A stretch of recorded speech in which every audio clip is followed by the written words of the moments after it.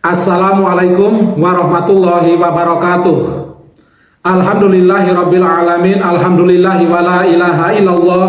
Alhamdulillahi wala haula wala quwata illa billah. Allahumma sholli ala Muhammad wa ala ali Muhammad. Hasbunallahu wa ni'mal wakil, ni'mal maula wa ni'man nasir, ya jal jalali wal ikram. Insya Allah pada kesempatan kali ini kita akan membahas tentang fikih sholat witir. Selamat menyimak dan semoga bermanfaat. Saudara-saudaraku yang baik hati, witir secara etimologi atau secara bahasa artinya ganjil. Nabi Muhammad SAW bersabda, Innallaha witru yuhibbul witr, yang artinya sesungguhnya Allah itu witir atau ganjil dan menyukai yang witir atau yang ganjil. Hadis riwayat Bukhari nomor 6410 dan Muslim nomor 2677. Sedangkan yang dimaksud witir pada sholat witir yaitu sholat yang dikerjakan antara sholat isya hingga terbitnya fajar, yaitu masuknya waktu subuh. Dan sholat ini adalah penutup dari sholat malam.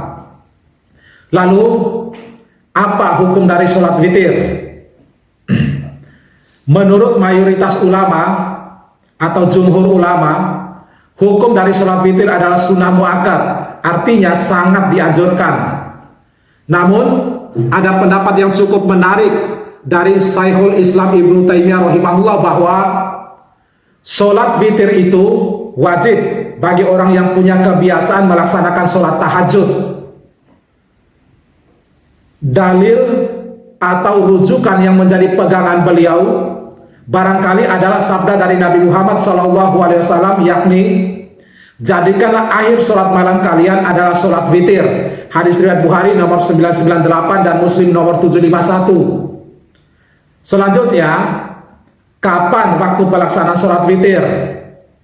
Para ulama sepakat bahwa waktu sholat witir adalah antara sholat isya hingga terbit fajar. Adapun jika dikerjakan setelah masuk waktu subuh atau terbit fajar, maka itu tidak diperbolehkan menurut pendapat yang lebih kuat. Alasannya adalah sebuah hadis dari Nabi Muhammad SAW, yakni sholat malam itu 2 rakaat. Jika salah seorang dari kalian khawatir akan masuk waktu subuh, hendaklah ia sholat 1 rakaat sebagai witir atau penutup bagi sholat yang telah dilaksanakan sebelumnya. Hadis riwayat Bukhari nomor 990 dan Muslim nomor 749 dari Ibnu Umar. Ibnu Umar mengatakan, barang siapa yang melaksanakan sholat malam, maka jadikanlah akhir sholat malamnya adalah witir, karena Rasulullah SAW memerintahkan hal itu. Dan jika fajar tiba, seluruh sholat malam dan sholat witir berakhir. Karenanya Rasulullah Muhammad SAW bersabda, sholat witirlah kalian sebelum fajar. Hadis riwayat Ahmad juz 2 nomor 149. Syekh Suhaib Al-Arnaud mengatakan bahwa sanad hadis ini sahih. Lalu manakah waktu sholat witir yang lebih utama di antara rentang waktu tadi dari isya sampai terbit fajar? Jawabannya, waktu yang lebih utama atau dianjurkan untuk sholat witir adalah di sepertiga malam yang terakhir. Dalilnya dari Aisyah radhiyallahu anha yang mengatakan bahwa kadang-kadang Rasulullah Muhammad SAW melaksanakan witir di awal malam, pertengahannya, dan akhir malam. Sedangkan kebiasaan akhir beliau SAW adalah beliau mengakhirkan witir hingga tiba waktu sahur. Hadis riwayat Muslim nomor 745. Disunahkan berdasarkan kesepakatan para ulama, sholat witir itu dijadikan akhir dari sholat malam berdasarkan hadis dari Ibnu Umar yang sudah disebutkan di atas tadi. Namun jika ia khawatir tidak dapat bangun malam, maka hendaklah ia mengerjakan sholat witir sebelum tidur. Hal ini berdasarkan hadis dari Jabir bin Abdillah bahwa Rasulullah Muhammad SAW bersabda, siapa di antara kalian yang khawatir tidak bisa bangun di akhir malam, hendaklah ia witir dan baru kemudian tidur. Dan siapa yang yakin akan terbangun di akhir malam, hendaklah ia witir di akhir malam. Karena bacaan di akhir malam dihadiri oleh para malaikat dan hal itu adalah lebih utama. Hadis riwayat Muslim nomor 755. Dari Abu Qatadah, ia berkata, Nabi Shallallahu Alaihi Wasallam bertanya kepada Abu Bakar, kapankah kamu laksanakan witir? Abu Bakar menjawab, saya melakukan witir di permulaan malam. Dan beliau Shallallahu Alaihi Wasallam bertanya kepada Umar, kapankah kamu melaksanakan witir? Umar menjawab, saya melakukan witir pada akhir malam. Kemudian beliau Shallallahu Alaihi Wasallam berkata kepada Abu Bakar, orang ini melakukan dengan penuh hati-hati. Dan kepada Umar, beliau Shallallahu Alaihi Wasallam mengatakan, sedangkan orang ini begitu kuat. Hadis riwayat Abu Daud nomor 1434 dan Ahmad juz 3 nomor 309. Syekh Al-Albani mengatakan bahwa sanad hadis ini sahih. Saudara-saudaraku yang baik hati, selanjutnya tentang jumlah rakaat dan tata cara pelaksanaan sholat witir.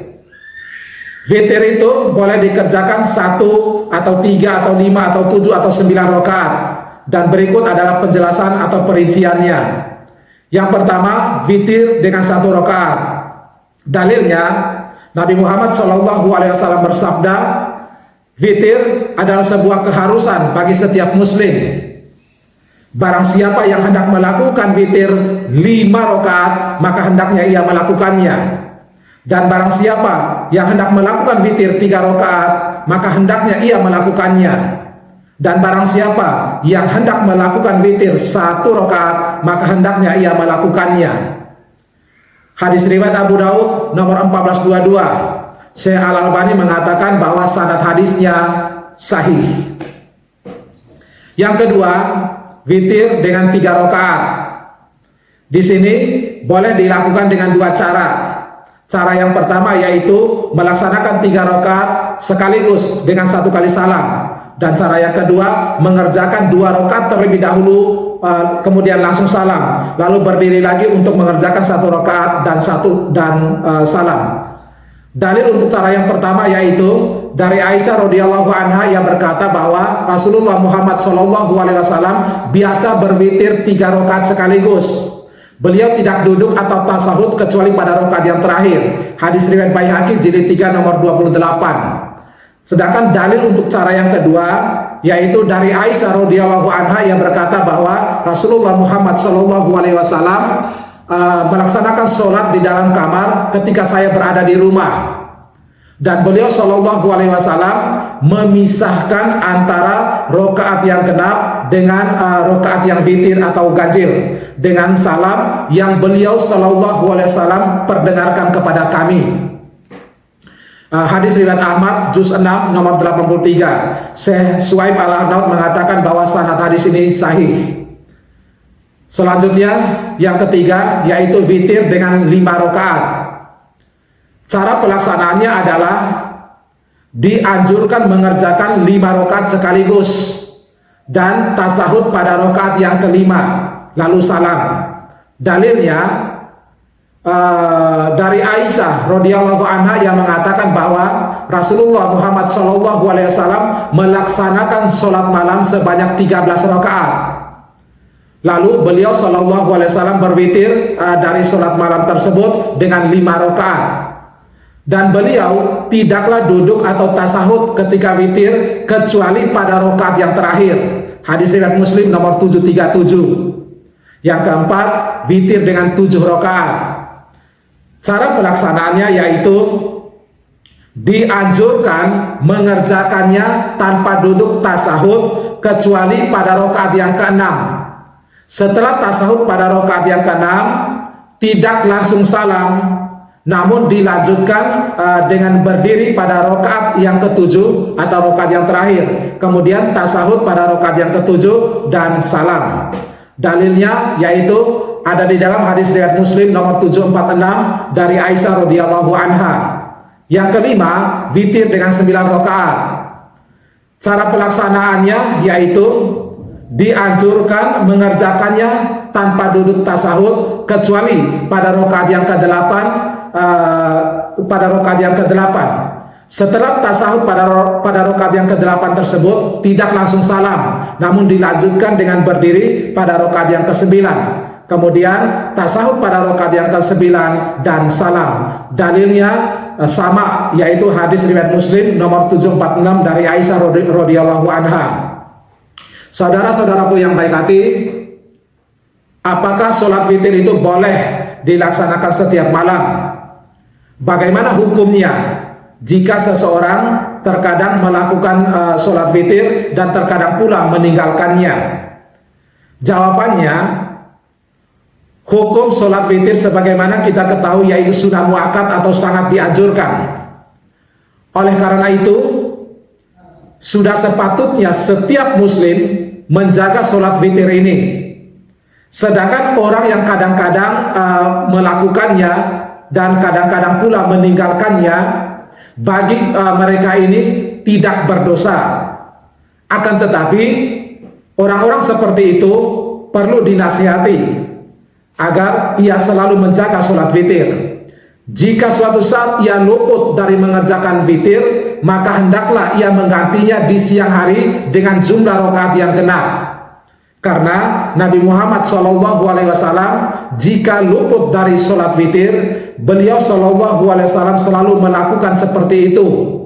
Sebagaimana hal ini terdapat di dalam sebuah hadis dari Aisyah radhiyallahu anha, beliau mengatakan, jika beliau ketiduran atau sedang sakit sehingga tidak dapat melakukannya di malam hari, maka beliau sholat di waktu siangnya sebanyak 12 rakaat.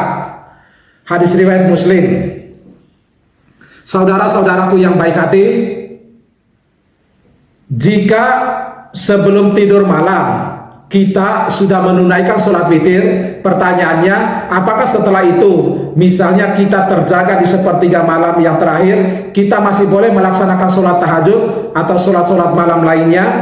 Jawabannya boleh, tetapi tidak perlu sholat witir lagi, karena sholat witir tidak boleh 2 kali dalam semalam. Sholat malam itu lebih utama dikerjakan di sepertiga malam yang terakhir, karena sepertiga malam terakhir adalah waktu nuzul ilahi atau Allah turun ke langit dunia. Sebagaimana hal ini terdapat di dalam hadis yang sahih.